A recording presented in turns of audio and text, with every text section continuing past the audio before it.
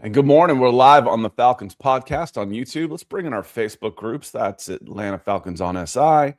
And then our X group, that is Scout Kennedy. We will get going. Got plenty to talk about today. We are going to finish with a mock draft. And here we go.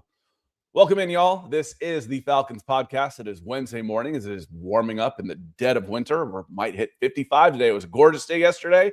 Hopefully another gorgeous day today. And yesterday, introduced Ian Cunningham as the new general manager of the Atlanta Falcons. And we got to learn a little bit more about him. And frankly, the more I learn, the more I like. And this was for us, the number one pick to begin with and the number one choice all along. And the Falcons went out and got him. Whether it works out or not, we don't know. But you cannot complain that the Falcons went out and settled on their 7th or 8th choice.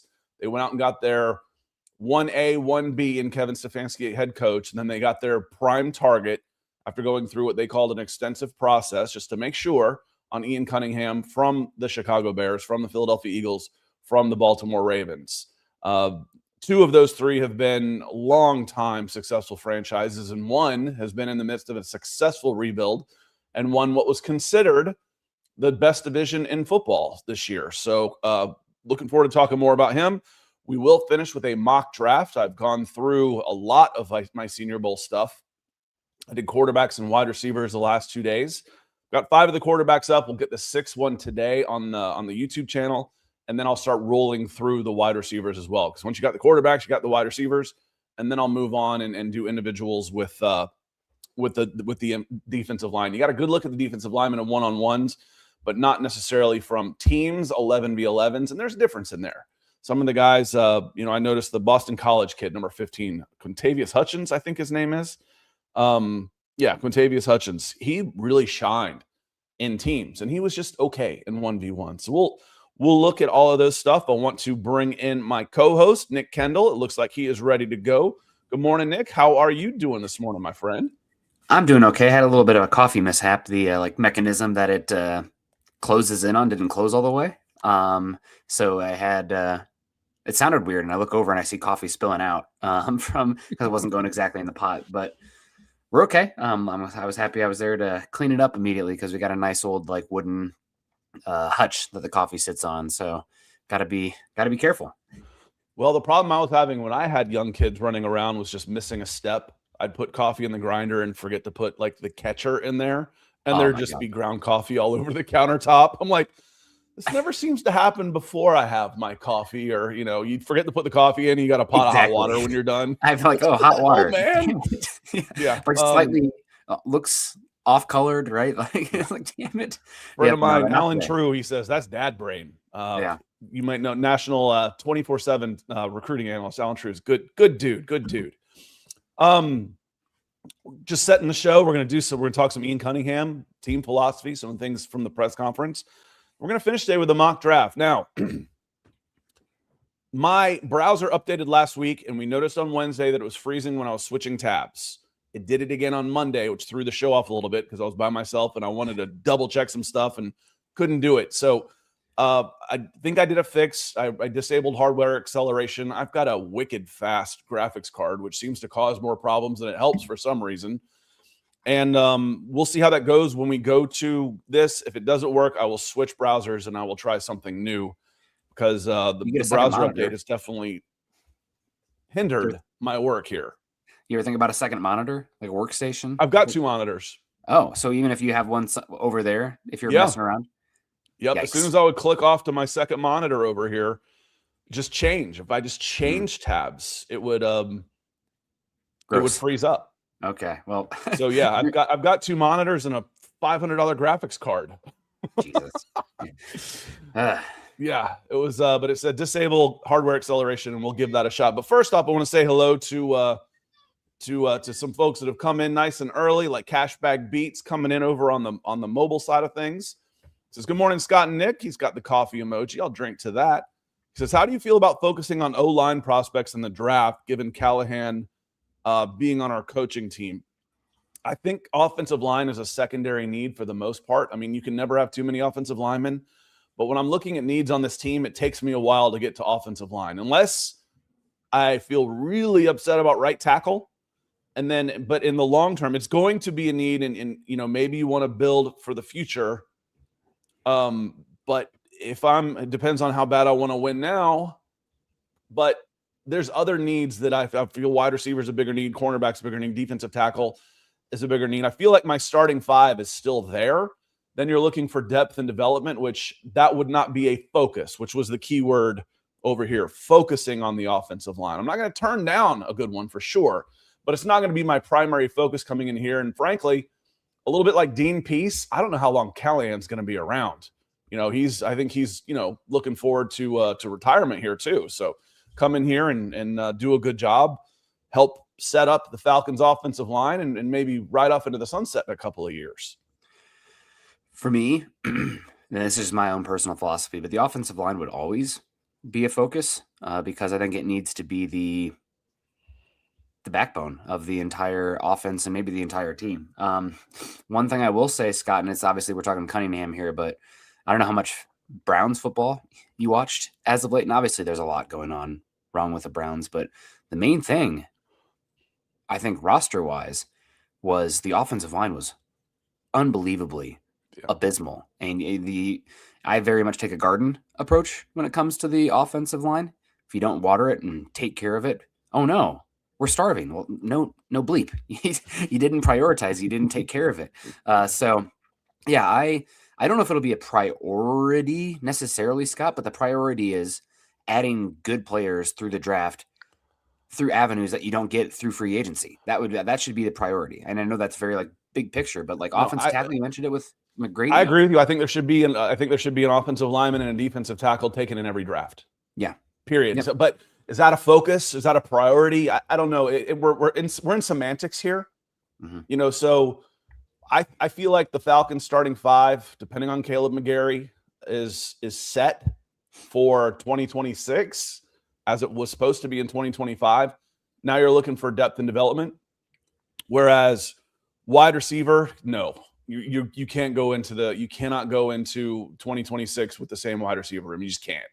No. That's got to be a priority, or else you're not doomed, but you're playing with one hand tied behind your back. For me, a focus should be coming out of this off season again with free agency and draft with a legit number 2 wide receiver prospect at least, and a number 3, frankly, Nick.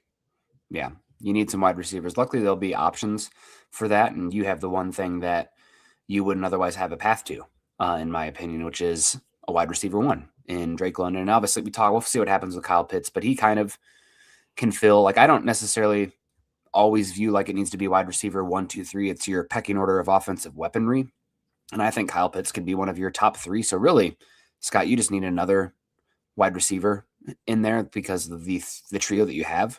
Offensive weaponry is, as good as any trio in the entire NFL. Right. So assuming Kyle Pitts comes back. Yeah, I would be shocked. Just the value of the tag on the tight end, it doesn't make any, unless there's stuff going on behind the scenes. But for a talent, $15.8 million. You tag him and then decide. What wouldn't surprise me if he gets a new contract. I'd be hesitant to do it, but I wouldn't hesitate to tag him at all. And then we'll negotiate. And if he's asking for more, well, I'm a wide receiver. I'm not a tight end. I want $25 million. Pick up the phone. Hey, he's going on the block. You're my first call. And now I can get at least probably a second-round pick out of him. Instead of, last year, trade target. The Falcons should dump him for a 5th. Well, that's stupid. Mm-hmm. He's going to get more as a comp. The idea of Kyle Pitts is worth a 5th, for God's sakes. And then a good Kyle Pitts is worth at least a 2nd. So grab another top 50 pick. Yep. John, good morning. John Harrell, thank you for being a member, my friend. Helps a lot. Evan J coming in, he says, I really liked what Ian said at the press conference. Draft, develop, re-sign, and build through the lines. I think I actually wrote that down. It's one of my topics today was all right, it was draft, develop, retain was the exact quote, which makes sense. And then the other one on there was you can't have enough draft picks. So I think we'll see more collection. Says, well, you've only got 5. He says, yeah, my first year in Chicago, we only had 5 and we finished with 10. Oh, yeah. Did you hear that? That's the music playing. It's the music in my ears. You might not be able to hear it. I can hear it. It's music in my ears. I love accumulating draft picks. Not always. You can't always trade down. No. You see a guy you like him, you take him. You don't trade down out of there. But if I've got 5 guys I like that I'd be pretty happy with at 75, and I can trade down to 80 and pick up another pick, why not, Nick? Why not pick up another pick? So I get the feeling the days of trading up aren't over, but the days of trading up for 1 out of every 3 picks, I think those are over, Nick. That was getting ridiculous. It was 80%, I think, trade up, maybe even one more than that, maybe 6 out of 7, but it was at least 4 out of 5. Trades were trade up for Terry Fontenot, and it shows in your depth when you're using 2 picks on every 1 player. Yeah, and I think the trading up and trading down, it's just so expensive when you talk about the first round. But if you start to build up, an extra top 150 pick every year, you give yourself a little bit of flexibility in the draft, you can move up, down, and around. But I would hesitate to do it inside the top 20. Unless you're trading up for a quarterback, it's too expensive. But day 2, up, you have specific guys, roles, fits. It's not nearly as expensive. There's not this premium. So I think you can live in that world. It's just the first round. I'm always a little hesitant with a caveat, which is the exception that breaks every rule, unless it comes to a quarterback. Like there's always different rules when it comes to a quarterback. Yeah, the rule, the exception that proves the rule, and people, well, what about? We're not playing whataboutism. That's the exception. Mm-hmm. You can't build your team with exceptions. What if they're, got the question, what if there's another Brock Purdy in this draft? Well, that's 1 in a 10,000 chance. It happens. But so does a lottery winner. And I don't buy a lottery ticket either, because someone's got to win it, right? Yeah. It's 1 in 5 million. It's going to be me. I'm not wasting my money. So, you see, but I like that too. I actually wrote that down. Draft, develop, retain. And then you can never have enough draft picks. I'm like, oh man, I like the sound of that. Especially when you're a losing team. I think that's a bigger part of my philosophy with it, Nick, is you've been a losing team for 8 years now. This isn't, okay, I'm 1 player away that I can constantly trade up and get 1 guy. No, I need more. I need multiple guys. I need someone to come in for Divine Diablo when he goes down that is, better than JD Bertram. I need someone to come in on the offensive line that is beyond a 6th or 7th round pick, because that's all I could take, because I'm using all my top picks on skill. And that gets back to Nick, trenches. His philosophy has been learned in Philadelphia and Baltimore, which is trenches. And then they got lucky in both of them with later quarterback picks. Jalen Hurts was a 2nd rounder, and Lamar Jackson fell to 30. I think 32. It was at the back, definitely at the back. And I thought I had 28 in my head, but I think you're right. I think it's the very last. He was at the end. So they got a little lucky on that, but then you've got a system built around them, Nick. You've got trenches in place to lean on a running game, to have protection, that helps the whole team. I mean, trenches specifically. I think the defensive line is slightly more valuable than the offensive line, because the offensive line is tied to the quarterback in the end, and the quarterback's more valuable. But you got to have it. It is something that if you don't have, you have to have a superstar quarterback, and just it's so hard to thread that needle. And a lot of times you can't even get to that level of superstar quarterback if you don't have the offensive line, because you're going to ask too much of them out of the gate. So how do you simplify it? Are we seeing that with Justin Herbert, who's getting sacked 45 times a year or something, and he's just taking a beating? Andrew Luck. God, he's lacerated kidney, spleen. I don't remember what it was, but he retired. He'd still only be 34 years old right now. He'd be playing. He could make a comeback. Yeah, I don't think he could, given what he looks like now. He's no, I'm kidding. I'm teasing. But yeah, he's happy where he's at. Unfortunately, with Stanford, about $200 after 34. $200 million after 34 years old. Yeah, but yeah, the offensive line. Just back to it again. If this was a draft that was teaming with offensive tackle talent, and maybe you get somebody who typically goes maybe 30 there for your pick at 44. We'll just call it 44. 48, I believe. 48. then maybe. But unfortunately, this is a very thin offensive tackle class. Now, there's going to be interior guys, and I think day 2, early day 3, get somebody in there that you draft, develop, and then have a pathway for them to start 2027. Heck yeah. I think that should be a priority, especially with Stefanski. And I mean, you couldn't even run your freaking offense in Cleveland, partially because of the quarterback, but the offensive line was that abysmal. So it has to be a priority. You cannot let it get to that point. And the only way you don't let it get to that point, obviously there's a little bit of misfortune and bad luck, but you have to invest in it every year. Michael Ronquillo coming out from Arizona says, good morning, Scott and Nick on the Falcons podcast. Good morning, right back at you. Halsey, I had to do some research on this when I saw this this quote, because this brings back memories, and we're talking about 20 years ago. It says, many people, including me, wanted Glenn Dorsey instead of Matt Ryan. Glenn Dorsey was an LSU defensive tackle. Football is won in the trenches. You can just draft and get a Henny or Brome later. So that wasn't quite my philosophy. My philosophy goes back this far, and where I was like, trade down, because this is before they changed the contract rules. And if you missed, it didn't just cost you the number 3 overall pick. It cost you the highest paid player every year was the first quarterback drafted in the NFL. That's ridiculous. So and we've seen misses when the Falcons missed on a quarterback in the top 5, they were screwed for 5 years. I'm like, trade back, especially I think there was a monster trade in the previous couple of years where you pick up like 3 first-round draft picks. I'm like, trade back and get Chad Henne and Brian Brome and this, and you don't have to pay them, a ridiculous amount of money that eats into your salary cap. And I don't remember the Georgia, maybe somebody can help me out here. There was a Georgia Tech offensive lineman doing local radio at the time, and he says, I want Matt Ryan. He's the best guy I ever played against. He was a young guy, obviously. Best guy I ever played against. I'm like, no, man, trade down. And I talked to him later. He's like, you still think? I'm like, no, that was the right pick. Picking Matt Ryan was the right pick. The only one that even came close to him is Joe Flacco in that class. And if you switch the careers of Matt Ryan and Joe Flacco, Matt Ryan probably has a couple of Super Bowls, at least one. Promise you. So Matt Ryan was the right pick, and I'm glad the Falcons took him. He was really good for this franchise. Yeah, I mean, no doubt about it. Good to see my $5 super chat too. Scott, what are your first thing you'd like from GM Ian Cunningham to do? I'll give it to you, Scott. Obviously, asked you. I might take yours. You probably want to come out of the gate with a positive. So I would re-sign Drake London to an extension. Would be the first one. Did I take yours, Nick? That would be the first one. Get an extension for Drake London. It would probably they'll probably do it the way they did AJ Terrell, the way they did Chris Lindstrom, where he plays on his 5th-year option and then his extension hits in 2027. God, that's just a year away. That's when my son graduates, for God's sakes. 2027 is when his extension hits.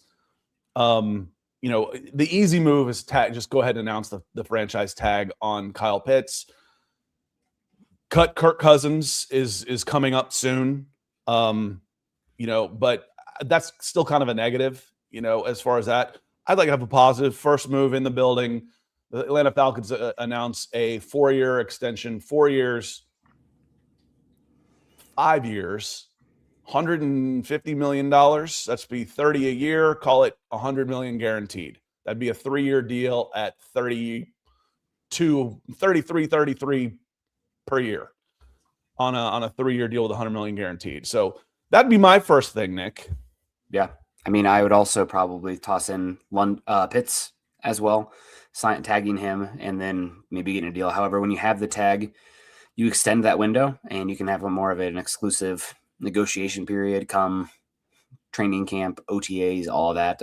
Seen that play out a lot in the league. When a player gets tagged, you see that announcement come after they're in the building for a little bit. So we'll see. And also, I mean, I talk about the cupboard not being bare and some of these people here. It's a little different because of the position he plays, but Bijan will be entering year 4, and that means that he is eligible for an extension. So he's one as well. I'd probably wait on that one just because it is running back. I'm waiting on the running back. Where like maybe you start the negotiation and you give him an offer, and it's like, oh, you're actually accepting, $18 million a year instead. Like that's a good deal. Let's get it done. And you get the security You get to stay here, and we don't have to worry about paying an extra $10 million a year that might come next season. It's probably wait, but you might. It's always tough. Like, you don't want to lowball him and insult him, but like, hey, what are you thinking right now? At least approach that. Yeah, with the running back with 2 years of control, I'm waiting a little bit. I mean, if you're going to wait on Drake London and wait until he's entering his 5th year, then I can wait on Bijan Robinson. Yeah, but it's a new regime, so a different thought process and philosophy potentially. I mean, year 3 is after year 3, you can approach the contract conversation. And some teams that have, specifically ones that have cash, do that. It's starting to happen more often in the league, and you're getting yourself sometimes a discount. But the fact that he plays a running back makes it a little bit more concerning. Yeah, it's. I'm not doing it yet. I'm waiting until after year 4, and then we'll see. Yeah. Austin coming in, and frankly, you could tag him and have him for 6 years too. Yep. And 6 years of a running back is a long career. Yes, it is. So you've got really 3 years of control left on Bijan Robinson. Mm-hmm. Austin says, "Good morning, Falcons podcast." That's all, y'all. He says, "After listening to the presser, I can see potentially trading players away and trade downs during the draft. We'll see exciting times for us Falcons fans." Yeah, we got that big H word going again, the hope word again. And again, this Falcons team isn't devoid of talent. I think Sam came in and just a little bit. When I was scrolling down, he says, "The cupboard isn't bare" was an interesting choice of words. And the cupboard isn't bare. This was, I think Dan Orlovsky said this is probably the best open job. That might have been before the Bills opened up, but of the first 7, and that included the Ravens at the time, this is the best open job. This has the best roster out there and the easiest path to victory in the NFC South right now. So we know how close this team was to flipping 3 games, and all of a sudden you're 11-6. I mean, it's not out of the question. It really isn't.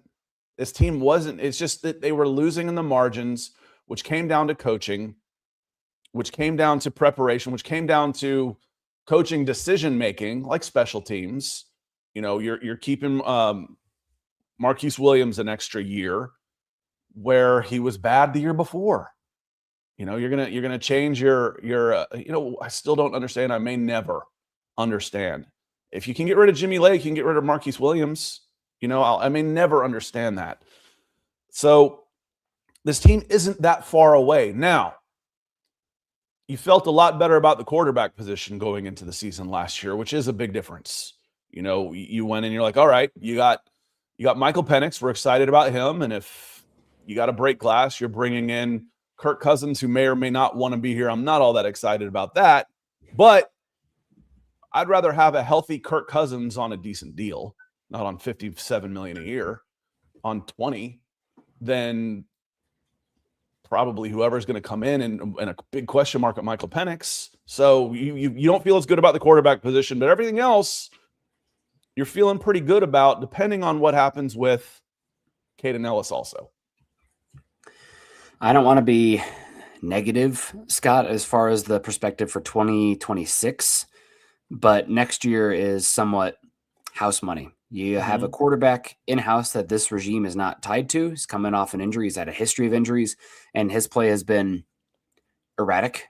And I know this is our constant theme of the show, Scott, but people are boots on the ground at the Senior Bowl, and after people are fired, loose lips tend to be more rampant. And some of the pistol stuff was because in practice he could not handle the back to the line of scrimmage under center drop back game. There's concerns about it, I guess. BS. I've got concerns about Zach Robinson more than I have about a professional athlete being able to go under center, which they've been doing in this game for 150 years. Stiff, old, knock-kneed, bare-bellied white men have been under center for 100 years before we became uber athletes in the day and age. You won't ever convince me that he can't. Was he better out of the pistol? Maybe. You more comfortable out of there? Maybe.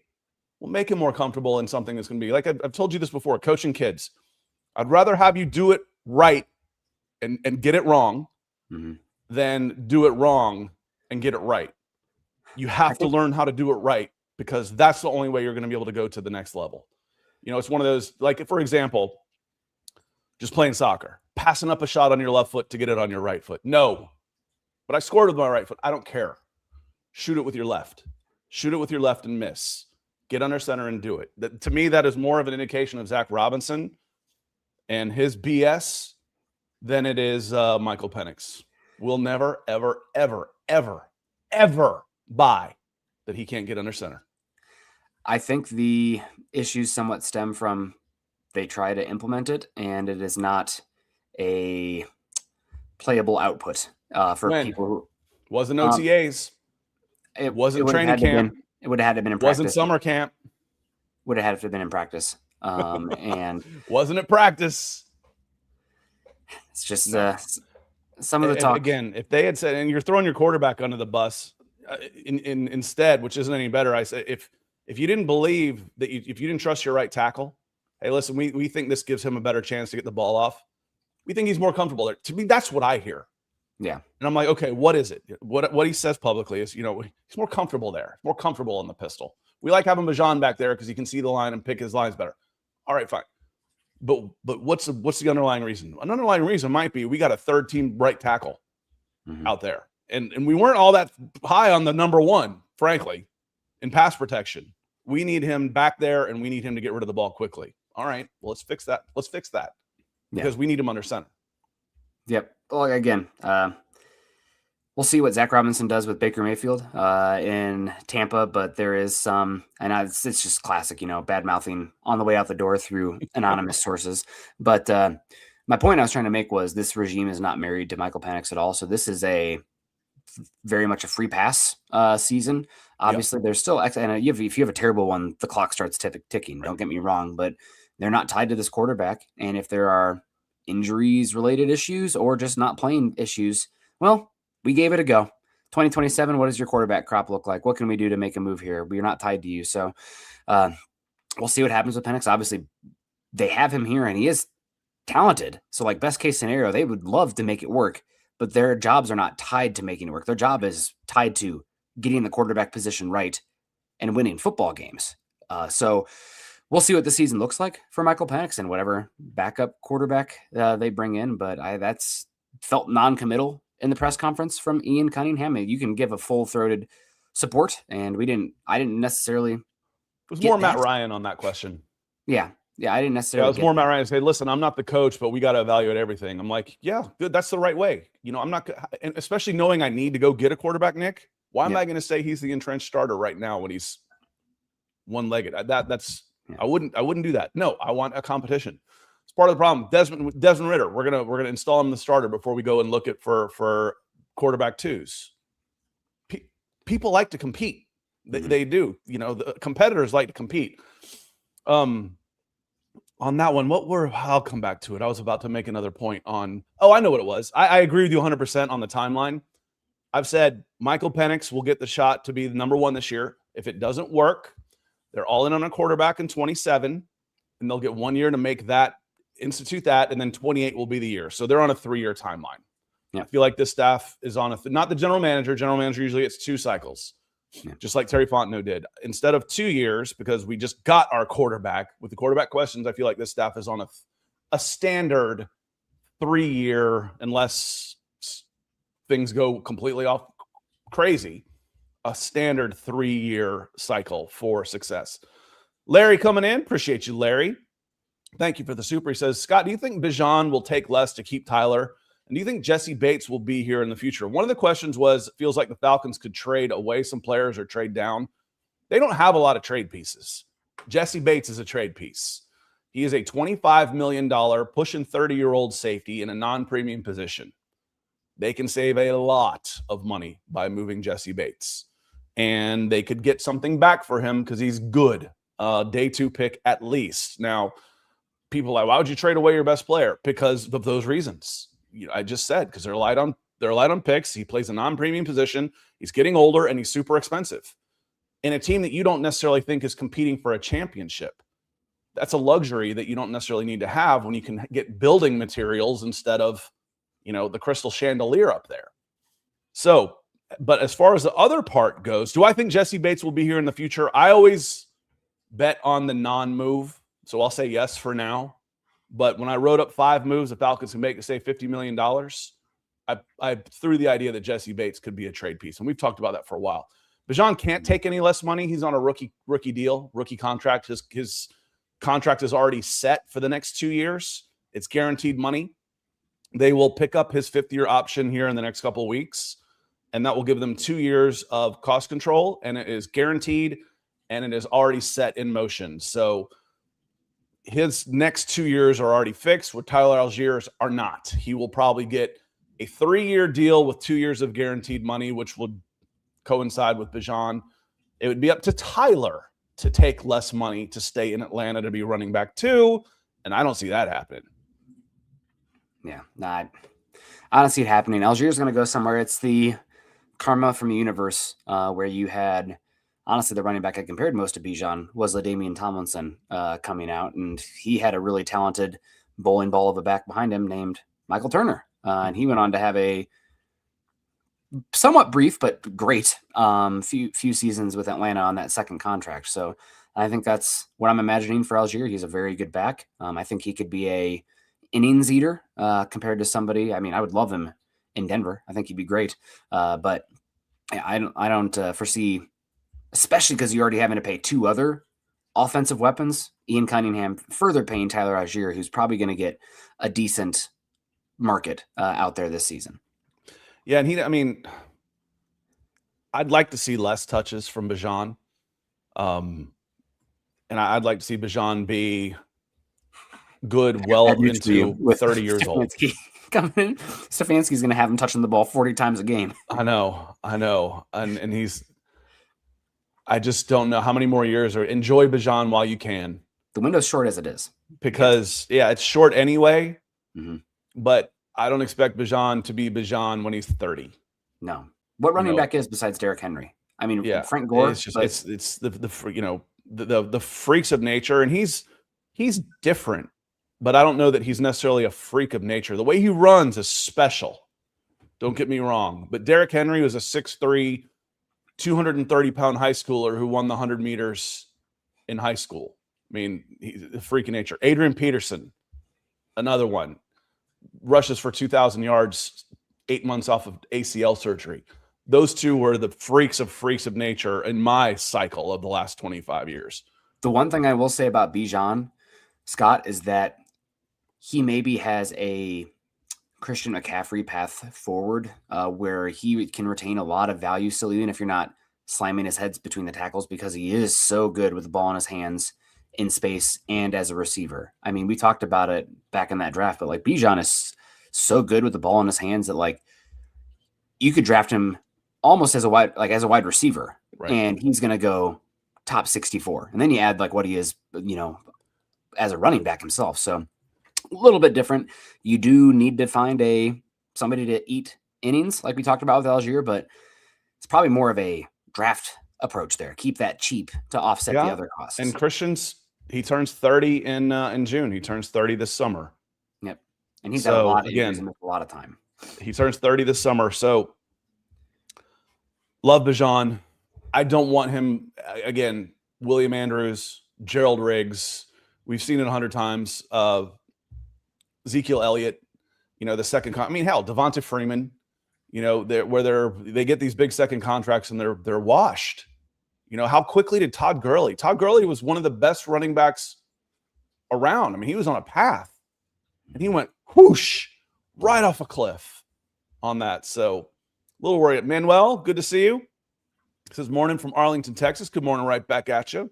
Sam is here. I gave Sam a shout out earlier, but from one of his comments, he says morning all. Corey's a big fan of the dog. Embrace adversity, Scott. You're still pushing through. Resilient like Stefanski, says Trenton. Thank you for being a member, Trenton. Certainly appreciate it. Let's see here. The universe will end before graphics cards become good value. Yeah, they're all expensive. So I went cheap when I built this. I got the cheaper one and then bought the graphics card separately. I've had it 4 years, and I'll do a CPU benchmark. I don't know if y'all ever look at that. It's like looking at horsepower for your graphics card and for your CPU. I was in IT in the 90s when I'd get a new computer every 18 months. now I still consider this 4-year-old computer my best one because, well, all the technology went into these things, into cell phones. So it's still fast, even if it's 4 years old. And graphics cards are silly expensive. Knolltown, good to see you, says, I was freezing up, but it didn't see me freezing. I had some people saying I was freezing up on Monday. So that's when I stopped surfing around and checking stats and that kind of stuff. Rusty, good to see you. Hope you're doing well. And thank you for being a member. You got that bird in your profile. He says, hello, boys. Getting sick of the cult fan base of Shedeur poo-pooing on Kevin. The Shedurians, I think, is what I've seen them called. The kid was a 5th-round pick. Get over it. He ain't that good. Owners should vote to make Haslam sell the team in that circus.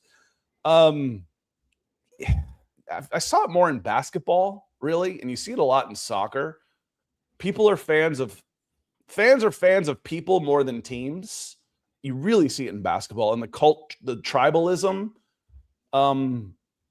has eked its way in every so often about players. We'll see. I mean, time will tell with Shedeur on this. But as someone said, you forget Shedeur going to the Pro Bowl. When Justin Fields is turning down the Pro Bowl, you got problems. You got problems with the game. Wanted to go through here. 10 Cam says, the only way this wide receiver can get worse is to keep Sills and bring back Scotty Miller. Sills is a useful special teams wide receiver 6. And he was getting, when Drake was out, he was wide receiver 1. He was getting the most snaps, even over Darnell Mooney, who fell off a cliff this year, Nick. So when Drake was out, David Sills was your primary wide receiver, along with, Kyle Pitts. But Kyle Pitts did line up as a tight end quite often, put his hand in the rubber pellets a lot this year. Yeah, I mean, you need another wide receiver out there. Luckily, like we talked about, you do have a 3-headed monster. So you need to find a auxiliary piece at wide receiver, and I don't think that's going to be hard to do. I think round 2, round 3, free agency, maybe sign a 3rd contract wide receiver, because wide receivers are a position that actually can last a bit out there because they're so like size and skill oriented in the end. So yeah, we'll see what Stefanski wants to do with that spot, but it doesn't necessarily have to be a draft pick. Honestly, Scott, I would probably pay somebody, like allocate, I don't know, $12 million a year for a wide receiver and then look to draft somebody rounds 2, 3, or 4. And you're still saving $6 million on Mooney. I mean, compared to Mooney, that Mooney in your savings, you save that much money when you cut Mooney. So yes, that's neutral. That's a straight up trade for Mooney. Mooney's money from pot A to pot B. Yeah, the Mooney's scheduled to make $18 million this year, which looked like a bargain 2 years ago. He's knocking on 1,000. Looks knocking on the door of 1,000. Well, he was hurt and he broke his collarbone in July. No, he wasn't. He missed all the training camp. He's a wide receiver, man. Run around, catch a ball. Not like a quarterback where you need to learn. Mooney had a bad year. He had a disappointing season. Flat out. Am I going to risk $18 million that he's going to come back? No, I am not. No. And someone else might pick him up on the cheap season. Good for them. I'm not risking 18 on that, Nick. Yeah. The one thing I will say, the Cunningham did talk about minimizing dead cap when possible, and this is a low stakes season, if you will. So, I mean, running him back and you don't get anything from him. Oh, well, but you don't want to put, the issue is that you're in a evaluation season for your quarterback, right? And you want to eliminate as many or isolate the quarterback variable by surrounding him as best you can. So yeah, I'd still rather spend that money somewhere else. Yeah. So I don't want dead cap, so to speak, but some of it I'm going to take on based on previous regimes' contracts. No, I don't like dead cap. I like dead cap. The only thing I dislike more than dead cap is void years. Void years piss me off. That's built-in dead cap. I'm putting in dead cap on the future and borrowing against somebody else's money when I might not even have a job. That's BS. Void years, you shouldn't even be allowed to do that. Let's see here before we start getting GTX is one of our dear members. Thank you, my friend, for being a Falcons podcast member. He says, good morning, Scott, Nick, and Falcons family. That's all, y'all. The new era is here. It's time to rise up and stoop. Wait, which is which? I really like the new structure of this front office. It's new-ish, but it's a little strange to me the way it's being treated like it's some radical new thing. It's like, oh, ownership, middleman, coaches, head and general managers. That's pretty standard. That's pretty standard. That's the way the Falcons have had it for a while. The problem is the guy that's been in between ownership and those has been Rich McKay. Okay, so I'm very happy that Rich McKay is out and Matt Ryan is in. Whether or not that works out, we'll see. But we know it wasn't working. And I feel a lot better with Matt Ryan in that position as the consigliere to Arthur Blank than the voice of reason. Then and Matt will lean on the people around him. He absolutely will. He will guide and he will instruct, but he's not going to be heavy-handed. But he will bring a wealth of experience and knowledge in this game, and the dude is smart. Those are all good things. Yeah, no doubt. And the best leaders don't always make the best singular decisions, like from themselves, but I think the best leaders hire the best people around them. Like that's really a good sign of good leadership and somebody you want steering the organization. They're not infallible. They know that. They're going to put the right people around them and listen to them and know what to cut through and what not to cut through. So yeah, we won't know for a bit with Matt Ryan. He could be horrific, but we should give him the benefit of the doubt, and we'll see. The results will speak for themselves down the line. Kind of like what we're talking about with Shedeur versus Stefanski. I'm out here in Denver, and I know the CU people. Maybe Shedeur ends up great, and Stefanski flames out in Atlanta. That's not the bet that I would make personally, but why? Let's see how the next 3 years go.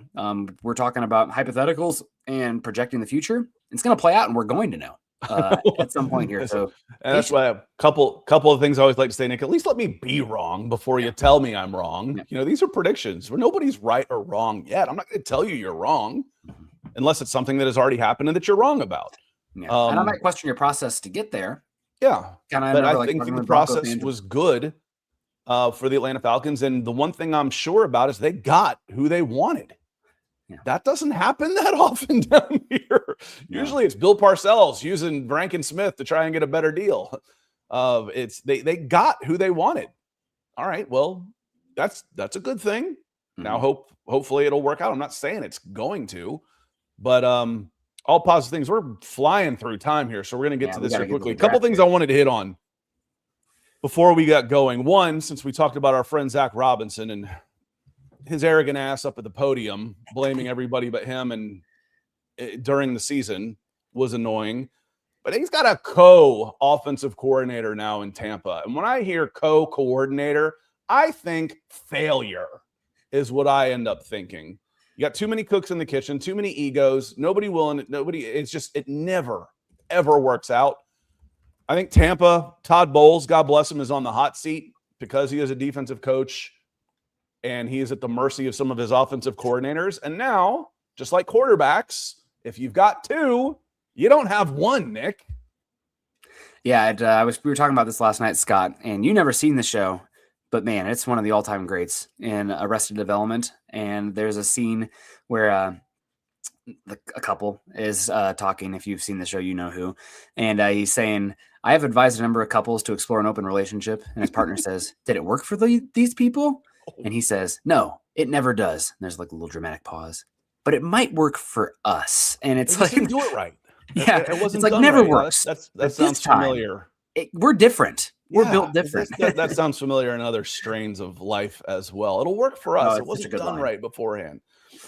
GATX says, one thing I like about Ian Cunningham, that he's very versed and experienced in scouting and player personnel. He came up as an area scout and then was director of scouting, I think, with the Eagles. He came up as an area scout, then a regional scout, then was director of scouting with the Eagles. And then he was the first ever, according to what I was reading yesterday, assistant GM. They created a position for him to get him into Chicago. I still don't understand, and I'm still not 100% sure it happens, why the Bears won't get a couple of comp picks for that hire. He is the general manager. He walks like a general manager. He talks like a general manager. He does all the things that a general manager does. He is a general manager. That was a promotion, and he should get them. Now, those picks wouldn't have come from the Falcons. So Bears fans, go be pissed off at the NFL, not Atlanta. Had nothing to do with Atlanta here. No, do you know, did they say why that's the case? The only person I've seen say it is Ari Mayroff. What did he say? He said that because he's not the primary decision maker. Well, frick. Roger Goodell's the primary decision maker. Arthur Blank's number 2. The owner's the primary decision maker for a lot of these teams. Oh, well, they did it because they didn't want the Bears to get 2 third-round picks. I'm like, there's another way to do that, y'all, right? Yeah. You know the easy way to not make sure they don't get picks? You hire a white guy. That's the easy way. Has nothing to do with the Falcons. You've got to be so self-absorbed to think that the Falcons were playing some sort of 4D chess to fire Rich McKay, install Matt Ryan, just so they could then poach Ian Cunningham, whose boss was in Matt Ryan's wedding, to F them over so they wouldn't get 3 picks. That is a special kind of paranoia and delusion. I'm a victim, Scott. I'm a victim. I do like the background from Ian Cunningham, of course, where he's Ozzie Newsome, Eric DaCosta, Howie Roseman. I mean, heck, even Ryan Poles, what we've seen the Bears turn around look like now. Ben Johnson deserves a lot of credit, but there's tools in the tool chest there for that Bears team. So we got Anthony coming in. Anthony, what a beautiful picture. Congrats. I don't know how old that one is, but absolutely love seeing you and your partner and little one there. So congrats to you. Brett is in here too. I'm not sure we made an upgrade at coaching, but guess time will tell. Time will tell. You're absolutely right. It used to be you get 3 years as a coach. Now it's probably 2. And the old rule, Scott, is if we draft a quarterback, we get ourselves an extra year. Well, recent precedent says that's not a thing anymore. How many of both teams that took first-round quarterbacks last year fired their head coaches? So before the season was even over for both of them. So yeah, that's not the way it goes anymore, but thanks, Brett, for coming in. Halsey says, does any GM not say take the BPA? No, not really. And, and he said you're chasing your tail if you don't go after best prospect available, which I understand. Because the worst thing you can do, and we said, is the translation for this, y'all, is do not reach for a need. If I can fill a need with the guy on my board that is at least on level, that's where I'm going. That's where I'm going. And I'm not going to fall so in love with somebody, Kyle Pitts, that it makes 0 sense for my team. And Kyle Pitts at the time made 0 sense for the team. I know the answer is, well, we didn't have this, we didn't have that. No. You had an aging quarterback who was super expensive. Your offensive line was garbage at the time. Thank you, Dwayne Ledford. You did an amazing job. Your defense was Swiss cheese. You don't need a pass-catching tight end. By the time the Falcons are ready to use him, he's gone. His rookie contract's over. Said it in 21. I'll keep saying it forever. Did not make any sense at the time, especially in that draft. Ugh. As Nick likes to remind us. Let's see. AJ coming in and say, I saw a 49ers reporter talking about San Fran trying to trade for Jesse. Would it be possible to get Mac out of that deal? Might be. Would we have to give up a pick? No, I wouldn't give up a pick if I'm trading for Mac Jones. If I'm trading Jesse Bates, I'm not giving Jesse Bates and a pick for Mac Jones. Not happening. I would imagine that there's no deal then. I think Mac Jones right now, because of the position he plays and his contract, and Jesse Bates' position he plays, his age, I kind of had this, and this kind of pulled the wool from over my eyes, Scott, or whatever this phrase is. I had my eyes open, third eye open, but I'm like, Justin Simmons, he's talented and he's been good for a bit. And I know he's a little older, but that's whatever. You should still be able to get picked for him. They cut him, and then he wasn't great after that. Now, I'm not saying Jesse Bates is going to fall off like Justin Simmons, but I think that age and position group, there's just not much of a market out there, in my opinion. So, I think Jesse Bates is probably, if you got to trade for him right now, you're hoping for a 5th. Is that worth it comparatively? Nope. And I think I'm hoping for a 3rd. I don't know, man. I'm not trading him. Then that's fine. Yeah, I'm with you. You. Then I'm not trading him. If I don't get at least a 3rd and you pick up most of his contract, then I'm not trading him. It's that easy. I'm not trading him just to trade him. Yeah, this is also a really good safety draft class. On the whole, it's really good on the spine of the defense. So when I look at it, I'm like, I think you're probably not going to get a deal done unless it was for a 5th, which then I would keep him. And I also think Mac Jones is probably worth a 3rd, especially in this draft class where it's Mendoza and then after that. So we'll see what happens, but I think you would have to give up. Man, I'm so far behind on the comments on this. And Andre says, good morning, Andre. He says, man, Pitts needs to go way before we consider Bates. He'll never be a top 2 target for us aside from injuries. wiping out the room. But that's the thing, Andre. He's half the price. And if you look at him as a wide receiver, he is a cheap wide receiver too. Yeah. So if you consider him, okay, he's our number 2 target. $16 million is pretty damn cheap. It's really good tight end money. It is cheap wide receiver money. So he's half the price. He's 6 years younger, 5 years younger than Jesse Bates. But no, I'm tagging him. I don't necessarily want to give him a lot of money, and you can trade both of them. If you did, we'll see. We'll see on that. I want to get to promised a mock draft. I know I missed a lot of comments, but y'all know after the fact, I'm all in the comments. So if I missed you and you had a question in there, or a comment or a correction, or just want to discuss, got you out of your mind on this, just be respectful. I'll answer. If you're not respectful, I just delete you. Yeah. Real quick, just we're ready to go. Y'all in the comments, though. Let me know if this freezes up, if this looks okay. Go ahead, Nick. I was just going to say, you're talking about $16 million a year, and what wide receiver bucket that is as far as payment on the open market. Probably comparatively 40. You talk $16 million a year. There's wide receivers. You're talking money there. Khalil Shakir, Cooper Kupp, Jerry Jeudy, Christian Kirk, Jacoby Myers. I mean, you're all of a sudden Darnell Mooney. 13 to 20 there, but those are wide receiver 3. Yeah, Darnell Mooney. Contracts. Those are wide receiver 2s. So contracts though, yeah. Robbie Red, good to see you for the first time in a while. This is great to catch you live. Thanks, guys, and go Hawks. I got a picture of a gorgeous Cooper's Hawk yesterday. I'm like, oh, must be a sign. Awesome. Hawks are gonna beat the Patriots. Love a Cooper Hawk. Let's see here. Let me see if I can share this here. See how it shows up. I think we're about ready to go. But I've transferred off of here, so hopefully draft for need. We're going to move that down just a little bit. We'll go position of value. We'll move that up some. Ran miss. We'll leave it alone. We'll pick this team, and I've got it on turbo. It's going to take a little bit of while to get to us. Picking start draft. And picking 48 now. If we hadn't been yapping our gums for 52 minutes, I want to start when we do this next week. We're going to do trades. We're gonna start earlier. We're gonna start doing trades because I want to come out of this thing with 10 picks. I want to see if that's what Ian Cunningham said he did his first year with the Bears. We'll see if we can do that with the Falcons. Come out of it with 10 picks, and it might be. You never know. It might be. Well, this was an easy one. This was an easy one. It might be. We're taking 2027 guys picks, but we're gonna do it. We're taking Lee Hunter, defensive lineman. If he's there at 48, we're taking him. I think he's going to go first round. I'd be happy with a corner. I don't know if he's the right corner, but I would be happy with a corner. Nickel, so it depends on what you think of Billy Bowman. But Keontae Scott is a good player, no doubt. Other than that, I'm not quite looking at that, but I already see a guy I love. So we're going to go Lee Hunter on that one. Big defensive tackle. And Nick, I've told you before, you're going to say film doesn't lie. Yes, it does. Your eyes can lie to you in person. You need perspective, and that's where measurements and all that stuff comes in. I had no idea he was 6'3.5", 320 pounds. He's wearing that 10, and he's moving like a linebacker. I thought he was like Braden Fisk's size, like 290, 295. This dude's a freaking unit. He's starting. Lee Hunter is coming in at starting.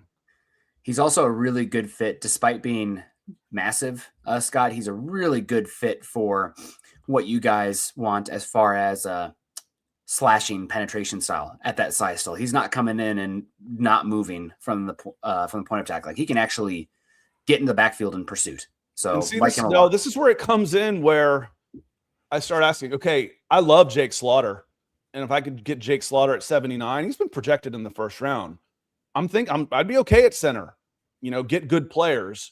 It's not really where I want to go. There's Jennings Dunker. I think he's going to be a guard too. Did he play tackle? He played tackle. He moves like a guard, Nick. He's probably going to be a guard. And you have Bergeron, who's entering the last year of his deal, and if I'm not mistaken. So I think Dunker sounds about right. I think Dunker would be a good get, personally, just to solidify the line. I think he's really smart, and he can do the zone stuff as well. I also see you have Zachariah Branch in here. I am curious if this team wants to be a 12 or an 11 personnel heavy team, because Branch teams are getting bigger at wide receiver once again. There's a lot of plays where you have to go over the middle, so he's a little bit hard to project. I want a wide receiver and a corner next, but I don't know. Are there ones that are better than Jake Slaughter at center, knowing that I've got 1 year left on my deal at center too?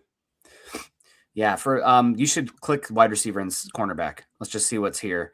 Right now, I think the best player would probably be Dunker, but there's other good ones to have just because Dunker has got a little bit more versatility. Malachi Fields, he had a really good Senior Bowl. Malachi was really good. I put him on we pick again at 114. If we're going to take him, we better take him now. And let's see cornerbacks as well. And he's a unit too. He's big. I want size, especially if Drake London's going to do a little bit of inside-outside stuff. And cornerback's a little bit, yeah. Cornerback takes us all the way down to 1-on-2. I like Malachi Fields a lot. Let's trust it. I think he's going to go higher. Antonio Williams was thought to be a wide receiver, a first rounder too at the beginning of the season. The thing I just don't like about those three is they're small. And you're already probably utilizing Pitts some. I think Malachi can actually play some X. Malachi is a unit. He'd be a good wide receiver too, and then I can get a smaller guy in the slot later on. Yep. It just allows you to be a little bit more. This only gave us 4 picks, so we're missing one on here. Which one are you missing? We've only made 2 picks, haven't we? Second round, third round. You're in the 14th pick of the 4th round right now. Yeah, we've got 2, 3, 4, 6, 7. So you're in 4 now. Right, but it says we only have 31, so we're missing one. 20 lessons took defensive tackle, nose guard Lee Hunter with a 48 pick, and that was a freaking steal. Grayson Melton's kind of nasty too. Double up here. That feels like a cheat right there. If there's a quarterback in here that is okay, I'm not afraid to go quarterback. Getting back to Halsey's point, I'm not above taking a quarterback. I just know that I'm not going to be putting a big investment in a quarterback this year. I'd like a quarterback. I'm going to need at least one, maybe 2 on this. Anthony Shea, I keep hearing George Pickens can be a Falcon in different groups. Is there a validity to that? They're not going to pay him $35 million, and he probably doesn't leave Dallas. He's not leaving Dallas. They're going to run it back. They have a top 5 offense, and they just need average defense. They're going to run it back. George Pickens ain't coming to the Falcons. Yeah, there's no way. There's no way. Golly, I like him. Julian Neal, DJ Campbell, Thaddeus.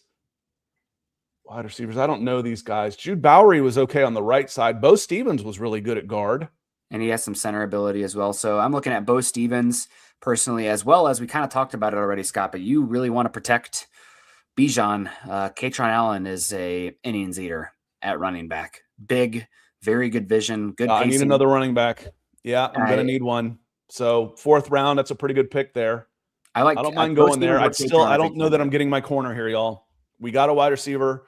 We got a defensive tackle. I'm going to have to come out with a corner. I'm going to take a flyer on a guy that runs well at the combine, and we'll change us out in the 6th or 7th round. And when we trade down, we'll start doing the stuff. But I think I can get a good running back instead of maybe a big question.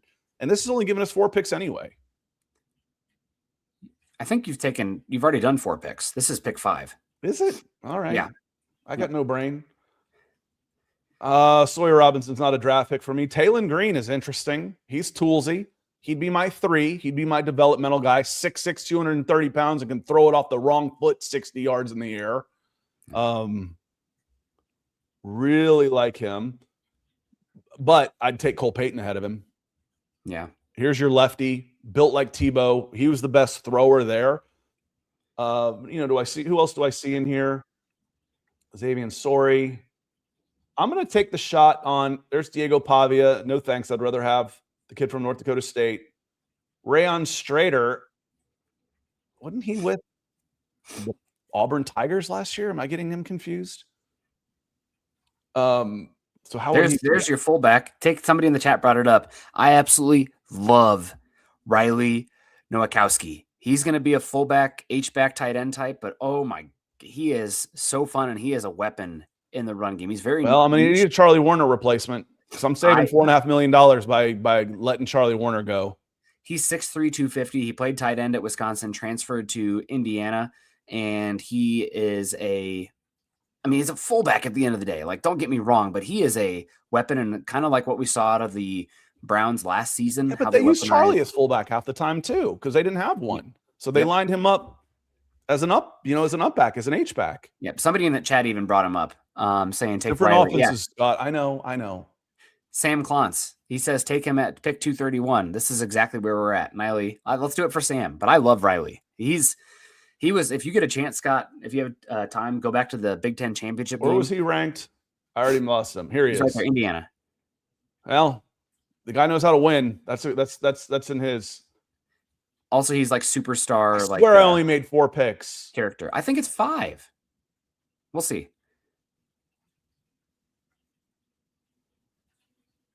4. I only made 4 picks. Huh. They're getting us out of one here. DL wide receiver. You went 3 on offense, Scott. Well, yeah, based on where we're picking, I did. And I wouldn't be afraid again to take a quarterback in that spot. I have no problem taking Cole Payton, the kid from NDSU there, or even Talon Green, apologies. In the 7th, take a flyer on a guy. I need a quarterback 3. You're missing your 6th round pick. Yeah.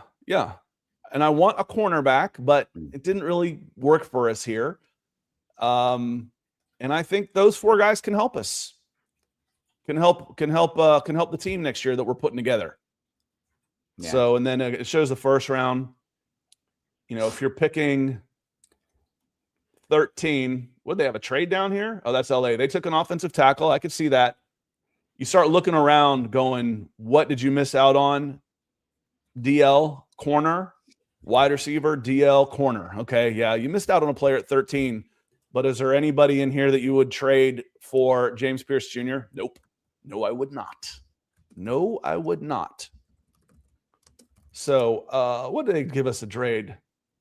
They gave us a B. Because we reached on Malachi Fields. Yeah, we'll see where Malachi Fields goes. I bet he goes higher than the 98 you have him rated.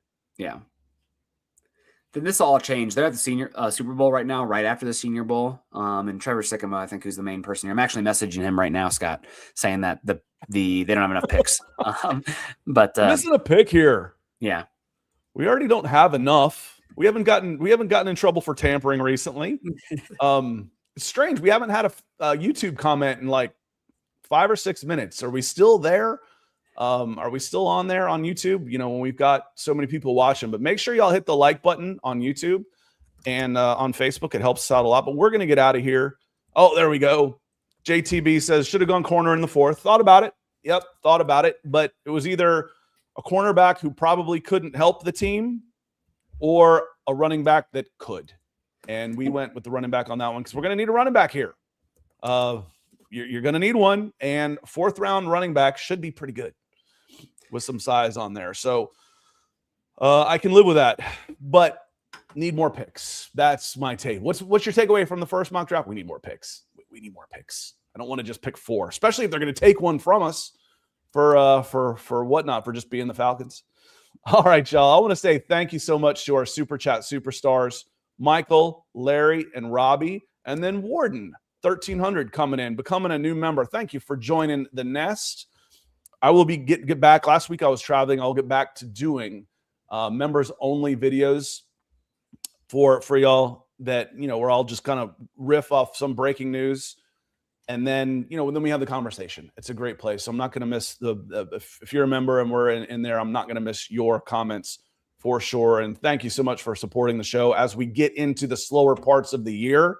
Y'all being members, supporting the show helps us be able to do this year round. It absolutely does. So thank you so much. Nick, any final words as we get out of here? New era. Excited to see what it brings.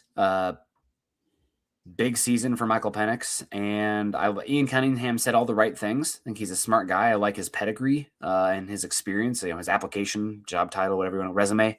But only time will tell. So unfortunately, you don't have a bevy of picks where we can't sit here and think about all these different philosophical things. Not many rolls of the dice, if you will, or premium selections in general. But should be a fun team. And as you mentioned, Scott, this team has talent. There's a reason Raheem Morris was fired, and a lot of the special team stuff was a big change for this season, as well as a lack of consistency on offense with some of the stuff. But mentioned the cupboard's bare. We'll see what this season feels a little bit like house money. Expectations are, let's just see what we have from where I'm coming, but excited to see what this new regime and direction looks like. And I mean, we can go back to the shows in October, Scott. I was saying I'd really like Stefanski if he's available, and here he is. So hopefully he I doesn't. just remember when we first started doing this, when he had them rolling, and then the Broncos played them, and the Browns just bullied them, just pushed them all over the field. And when Sean Payton came in, he says, "This has got to stop." We invested in the trenches on both sides and got a quarterback. There you go. Y'all have a great day. K-Rap says, or Kira P probably says, what live are you doing? We're going to do a mock draft every Wednesday until draft day. So, and then we'll do one on Thursday on draft day, and Friday morning on draft day, and maybe Saturday morning on draft day. But every Wednesday we're going to do a mock draft from here until May 1st. So that's the day to look. Thanks again for everybody being here. Hit that like on your way out. Make sure you're subscribing and get those notifications in case we do throw up some stuff live. And I will be rolling out 2 to 3 Senior Bowl videos a day for the next couple of months, until I either run out or I miss a day. But I'm planning. I've got like 8 up now, 8 or 9. I'm going to have 50 to 60 to 70 up there this year. I think I only did 30 last year. We're going to double that again this year. So keep those notifications on. There will be plenty of people coming in. I didn't see where Jacoby Lane was. He was my favorite wide receiver at the Senior Bowl. I didn't see where he ended up getting picked. So we'll have to go back and check that. We'll hit on that. There's so much more to talk about in the offseason. It's our favorite time of year when you're not in the Super Bowl or the playoffs.